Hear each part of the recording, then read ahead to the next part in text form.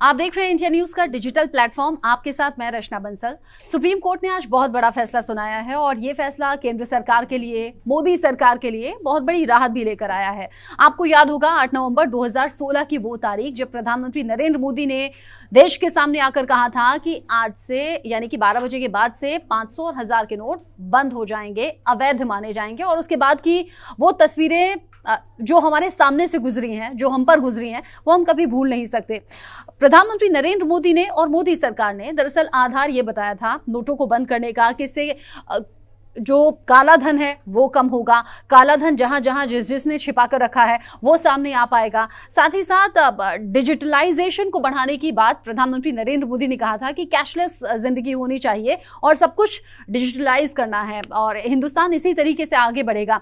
ऐसे ही कई आधार मोदी सरकार ने कोर्ट में भी रखे थे। आज सुप्रीम कोर्ट से बड़ा फैसला नोटबंदी को लेकर आया है, क्योंकि नोटबंदी को लेकर विपक्षी पार्टियां तो थी ही जो सवाल करती थी और कहती थी कि नोटबंदी प्रधानमंत्री नरेंद्र मोदी और मोदी सरकार की तरफ से फैसला एकदम गलत था। ये मिडिल क्लास लोगों के लिए, लोअर मिडिल क्लास लोगों के लिए बहुत बड़ी चोट थी। और साथ ही साथ विपक्ष पूछता था कि काला धन खत्म हुआ है क्या, इसके क्या सबूत हैं, क्योंकि विपक्षी पार्टियां ये मुद्दा बहुत जोर शोर से उठाती थी। इनफैक्ट जब जब नोटबंदी का 1 साल 2 साल पूरा होता था तब तब विपक्षी पार्टियां इसे आम लोगों के साथ हुआ एक धोखा कहती थी। वो कहती थी कि आम लोगों के साथ धोखा हो गया है, उनके बिजनेस को, उनके व्यापार को चोट पहुंची है। और जो घर की महिलाएं थी खासतौर पर, जो थोड़ा थोड़ा पैसा सेव कर लेती थी, उनकी जो सेविंग्स थी वो पूरी तरीके से खत्म हो गई। ऐसे कई बातें विपक्षी पार्टियों के जरिए कही गई थी। साथ ही कुछ आम लोग भी थे जिन्होंने कई जरूरी सवाल पूछे थे और सुप्रीम कोर्ट में ऐसी ही 58 याचिकाएं लगाई गई थी।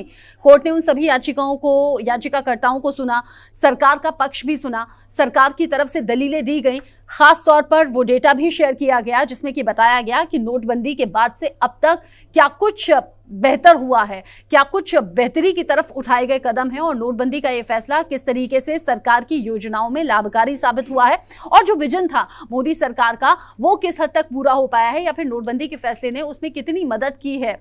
ये सभी आधार कोर्ट में सरकार की तरफ से रखे गए और इन सभी बातों को सुनते हुए, क्योंकि 5 जजों की बेंच इस मामले पर सुनवाई कर रही थी और 5 जजों की बेंच की तरफ से ही ये फैसला आना था। 5 में से 4 जजों ने इस फैसले को सही ठहराया है। एक बार फिर से आप सुन लीजिए, नोटबंदी का फैसला एकदम ठीक फैसला था।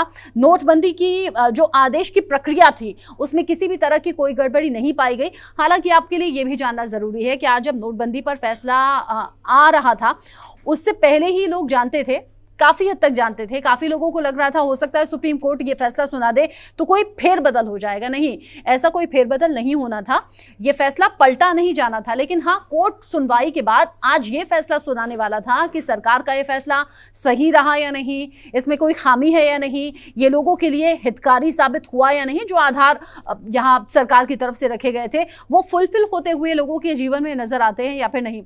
सरकार की सभी बातों को, सभी आधारों को सुना सुप्रीम कोर्ट ने और 5 में से 4 जजों की बेंच ने इस फैसले को सही ठहराया है। हालांकि 5वें जो जज थे वो इस फैसले से उतने ज्यादा सहमत नजर नहीं आए, सभी का अपना पॉइंट ऑफ व्यू था, लेकिन 4 जज इस फैसले को सही ठहरा रहे हैं। आज केंद्र सरकार के लिए ये बहुत बड़ी राहत की बात है।